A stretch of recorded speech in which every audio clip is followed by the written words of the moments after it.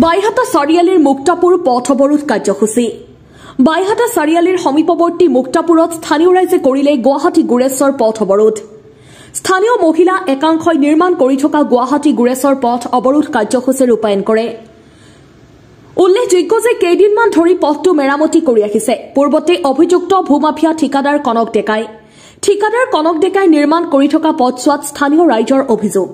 স্থানীয় লোকৰ মতে মাজে মাজে অলপ পানী ছটিয়াই যদিও সাধাৰণতে অঞ্চলবাসীক ধূলি বালিয়েও বহু অসুবিধাৰ সৃষ্টি হৈছে বুলি উল্লেখ কৰে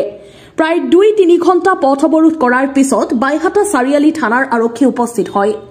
আৰক্ষীৰ হস্তক্ষেপত পথটো মুকলি কৰে যদিও ঠিকাদাৰ পক্ষৰ লগত আলোচনা কৰি নিতৌ 2-3 বাৰ পানী ছটিওৱাৰ প্ৰতিও চুক্তি দিয়ে আৰক্ষী বিষয়াই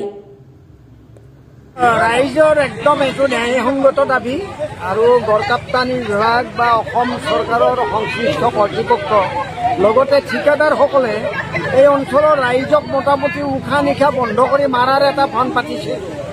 আৰু দিনৰ পিছত দিন ধৰি মাহৰ পিছত মাহ ধৰি এনেধৰণৰ প্ৰদূষণ সৃষ্টি কৰা এটা কাৰবাৰ মানুহে কেলে নীৰৱে সহ্য কৰিব গতিকে প্ৰতিবাদ ন্যায়সংগত স্বচ্ছ ভাৰত হ'ল এটা ইতিমধ্যে কদৰ্যময় ভাৰত তেওঁলোকে বনাইছে কিন্তু স্বচ্ছ নহয় কদৰ্যময় ভাৰত ৰাজনীতি সমাজ পৰিৱেশ সকলোতে এতিয়া কদৰ্যময় এতিয়া কথাটো হ'ল আমাৰ হেৰি কৰক এতিয়া মোটামুটি যেতিয়াৰ পৰা কাম আৰম্ভ কৰিছে তেতিয়াৰ পৰা পানীয়ে মাৰা নাই মাৰিছে মাজতে 2 দিনমান মাৰিছে যিটো ঢিলা পৰিছে এখন গাড়ী গ'লে আপোনালোকৰ মৰুভূমি থকা যেন লাগে এইখিনি মানুহ যিমান অসুবিধা হৈছে নহয় আপোনাৰ ল'ৰা ছোৱালীৰ পৰা ধৰক স্কুল থাকিলে স্কুল ল'ৰা ছোৱালী হওক বা আমাৰ এইখিনি যি মানুহ আছে সকলোৰে অসুবিধা হৈছে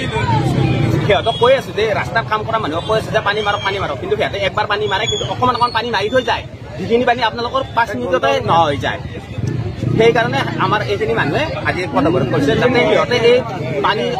কণ্টিনিউ যাতে 2-3 বাৰকে মাৰে সেইকাৰণে পদক্ষেপ কৰিছে বাইহাটা চাৰিআলিৰ পৰা বিজিত দাসৰ ৰিপৰ্ট সুহানা লাইভ।